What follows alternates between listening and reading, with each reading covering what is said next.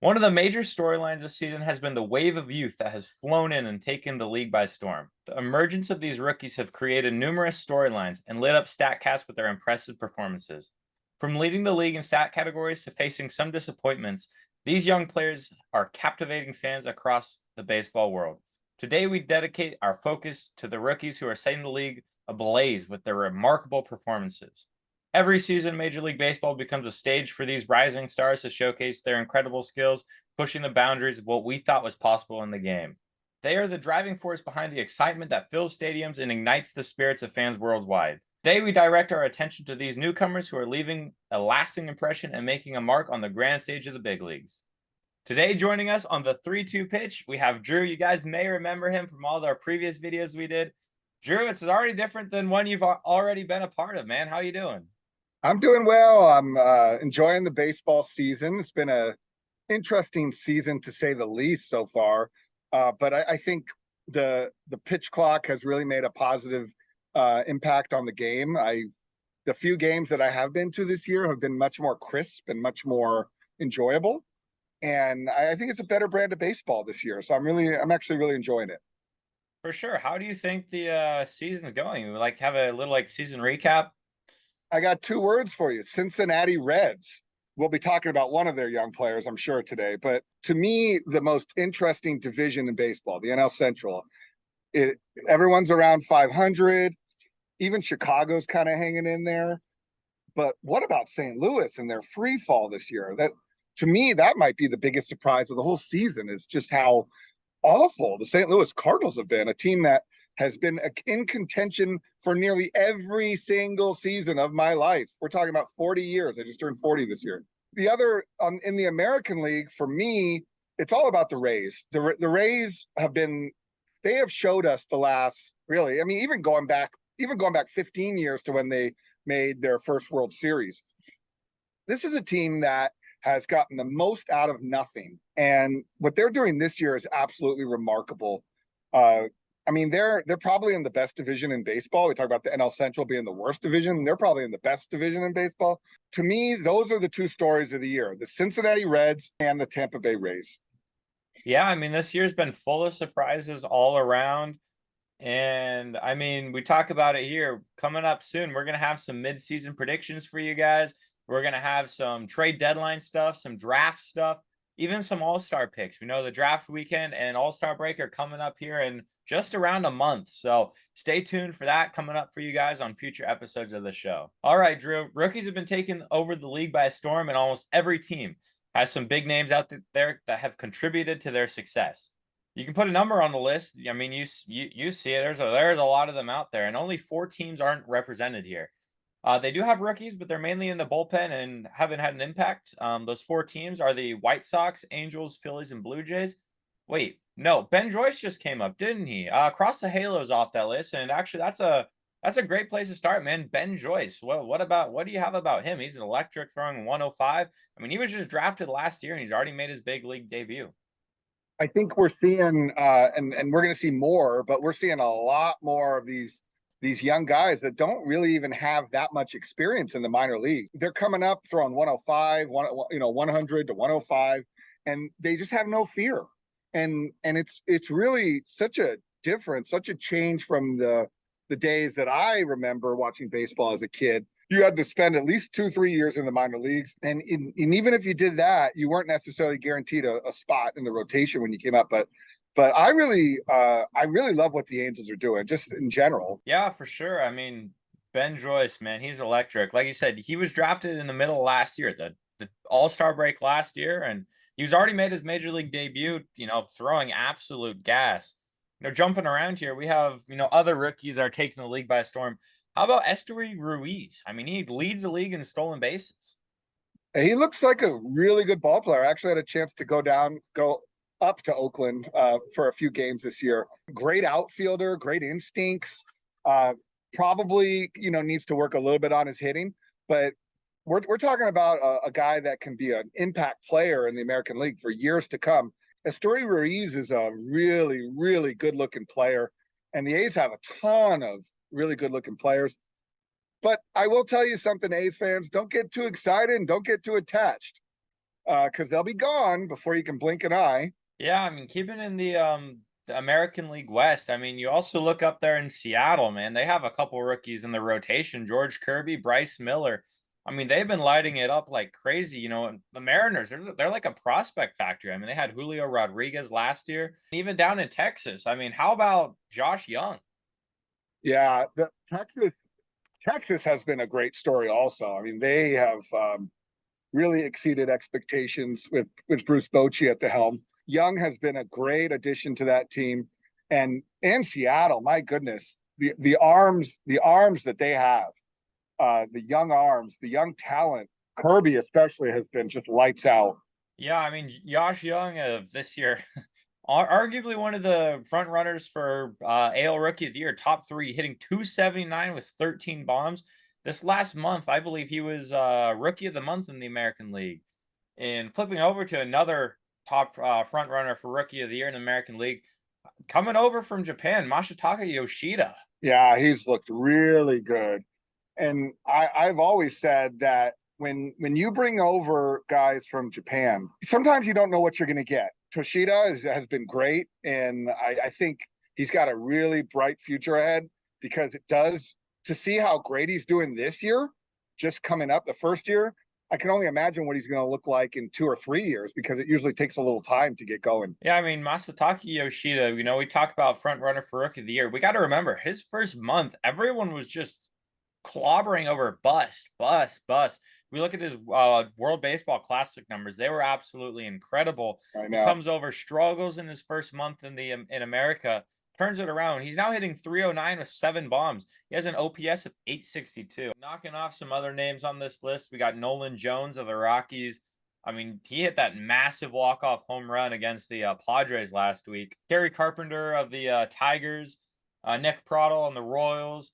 I mean, then you got some young pitchers, you know, Yuri Perez of the Marlins, and especially Hunter Brown of the Astros. I mean, he looks exactly like Justin Verlander. The Astros just keep churning them in. They're another team that's got a great system in place. And I think it's a culture that it's like they come in, they don't feel any pressure. They've got good veteran presence in the team. They've got a great manager in Dusty Baker, who he always seems to say the right things to young players. You can plug in young players, rookie players into your lineup, into your rotation, into your bullpen right now. So the Astros look really good, and Nolan Jones, oh my God, the Rockies really got themselves a guy that can just mash. Yeah, I mean, Nolan Jones, that was a mishandling by the Guardians. You're talking about a bunch of rookies, how you can just plug them in the rotation, the bullpen, the lineup. How about the Dodgers, man? They got a slew of young prospects. You guys are facing Bobby Miller tonight. They have Michael Busch, Miguel Vargas, James Outman in their starting lineup. And even yesterday, had a rookie make his major league debut and threw six no-hit innings. Yeah. Well, I will say this. I don't mind seeing that because that means that they're not competing at such a high level this year. And the Dodgers are going through a youth movement, but I like it because that means that they're not really getting the production that they need out of a lot of their veteran guys. Chris Taylor had to come out of the game last night. Yeah, I was very impressed last night, with those six shutout, no-hit innings, although he did get quite a bit of help out there in the field. And Outman, man, had a huge hit last night. So they're looking pretty good. James Outman, he was really hot to start the year. He's kind of cooled off a bit, 233 with 9 bombs, 767 OPS. But we talk about Bobby Miller. You guys are going to see him tonight. He has a .78 ERA through 4 starts, 23 innings, 23 strikeouts, a whip at .826. His WAR through 4 games is 1.5. Flipping around to rookies that were plopped in a lineup that hasn't really produced. We have Anthony Volpe and Oswaldo Cabrera. I mean, what's happening out there with the Yankees and their rookie? There's a lot of pressure. I mean, Volpe actually got off to a decent start. It's a lot of pressure to be a rookie in New York playing in that stadium. All the expectations that come with it. And believe me, those two, they're not the first 2 rookies that have ever failed in New York. Another disappointment, we have CJ Abrams of the Nationals. He's only hitting 218 with 6 bombs. He's one of the big centerpieces of the Scherzer and Turner trade. He's been a disappointment this year. Some other, jumping around again. Royce Lewis, 1 year exactly after tearing his ACL, he comes back and hits that home run in his first at bat back. He was the #1 pick in 2017, I believe. Still a rookie. It's crazy. It's not long you see a #1 pick, 6 years, and still have rookie status after trying to be in the big leagues multiple times. Other names out there, Christopher Morel, he hit like 7 home runs in 7 straight games. Hayden Wisnowski for the Cubs. You have a couple pitchers. Tanner Bibby of the Guardians, he's been solid. The Guardians are a pitching factory. Will Brennan, their outfielder as well. The Brewers, they have a couple. I know Garrett Mitchell got hurt. He looked good to start the year, and Bryce Terang got optioned. Joey Weimer, he's out there as well. The Pirates, Ji Hwan Bae and Jack Sawinski, they're two big parts of that. The Pirates team that's like in first place now. I mean, that is crazy. And sticking in the NL Central, the struggling Cardinals, we mentioned earlier today, or earlier, Jordan Walker. I mean, he's had an interesting start to his career. He's came up and then got sent down for about a month and a half, and then now he's back up. Yeah, I think they're going through a sell. They're going to be looking to sell at the trade deadline the way they're looking. And basically, Drew is saying that he does not like the direction the Cardinals are going, and they're going to go into a rebuild and probably sell at the trade deadline. But since he didn't mention Jordan Walker, I'll bring up his stats quickly. Currently, after his promotion, he's back to hitting .303 with 6 bombs, 3 stolen bases, and 19 RBIs. His last 15 games, he's hitting .353 with 4 home runs. Jordan Walker's definitely picked it up a bit. I mean, we mentioned the Rays. They have Josh Lowe, Taj Bradley, Luke Raley, Vidal Brujan. Yeah, Luke Raley had a huge home run in Oakland the other day. And along with all of their core players that they have and their really solid pitching staff and their bullpen. So I'm very impressed with what I've seen from their young players. All righty. So it's the time you've been waiting for. I know there's 2 teams that you really want to talk about. I'm going to let you choose it. Which team you want to talk about first? Well, let's all say hi to Olivia. Note to you, Nicholas, don't have kids when you get older. So I want to talk about the Reds first. That's a team that has been really interesting to me. And then I want to go ahead and talk about the Giants. Elly De La Cruz, correct me if I'm wrong, but this guy, I think he could be one of the best young players that we've seen in a long time. Not only is he a great defensive player, not only does he have speed, but this guy can just hit the ball completely out of the ballpark. His first major league home run, almost out of the stadium. I love, everything about what they have right now, and I think they're in the perfect division to showcase it. So you tell me if I'm wrong, but I think the Reds are really going to make a push, and these young players are going to help. The Reds, too, they have 2 other rookies making impact this year. Matt McClain hitting almost 300. Spencer Steer just won Rookie of the Month. But, I mean, yeah, Elly De La Cruz, he's hitting balls at like 115 miles per hour plus. For now, context, we're talking about the Giants. The transition got interrupted. Yeah, I think, with the Giants right now, the thing that comes to my mind is that everybody was giving Farhan Zaidi such a difficult time. What you're starting to see this year, and it starts with Casey Schmidt. He was the first one that came up this year and immediately made an impact in the lineup. A guy that really showed a lot during spring training and was very impressive. And then what can you say about Patrick Bailey? This guy, oh my goodness. He's got a cannon for an arm. He just throws lasers. The guy, he's got one of the best arms I've ever seen behind home plate, maybe even better than Buster Posey. He is really solid back there. He's a switch hitter. He's hitting the ball all over the field. He's got a little pop. He gets big hits when they need them. He's a gap-to-gap hitter. I love the way that he has made an impact on this team. And then last but not least, Luis Matos. This guy, he hit 3 balls to the warning track last night. So every single guy that the Giants have brought up this year so far has made an impact immediately. And these are all Farhan Zaidi's draft picks. Just wait, because Kyle Harrison's coming very, very soon. Jumping over to my favorite team, the Mets. We got a plethora of rookies that are finally been called up together. The baby Mets, they call him. Beatty, I mean, he's kind of cool. It's low average, hasn't impressed a whole lot, but he's got some potential. The one that jumps out at me, Francisco Alvarez, 12 bombs, tied for the catching lead.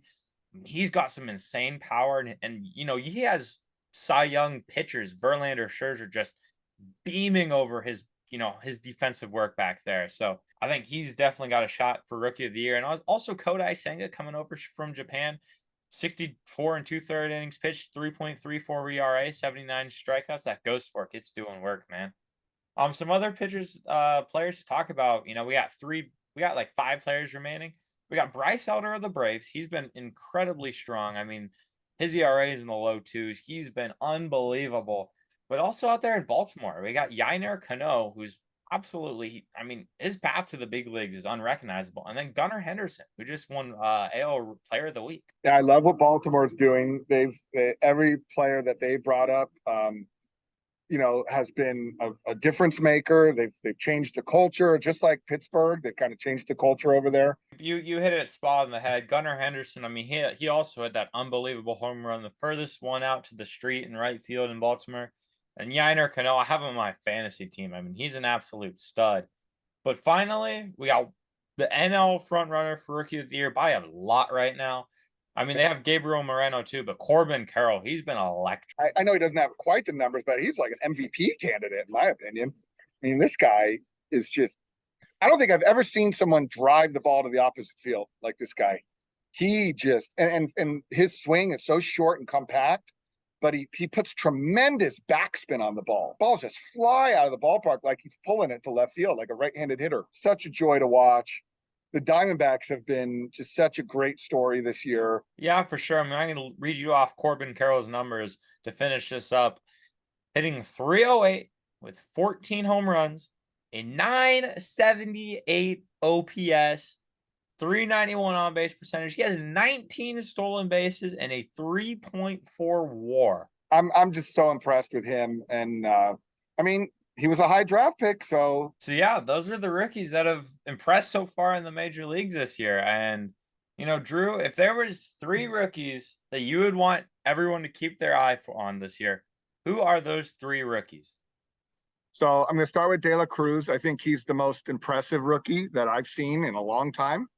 I'm going to obviously Corbin Carroll. I think he's just incredible, and I like Patrick Bailey. I think he's really he's at such he's such an important position in today's big leagues, a catcher, and I think he's going to be in the big leagues for a long time. I think he may even end up being a better player than Casey Schmidt.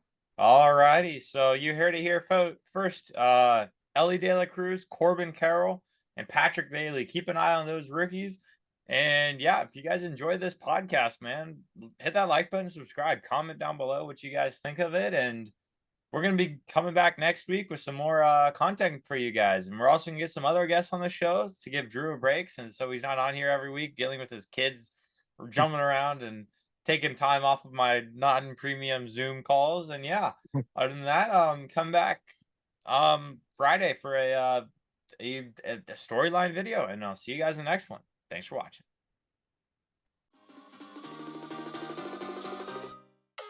It's delicious.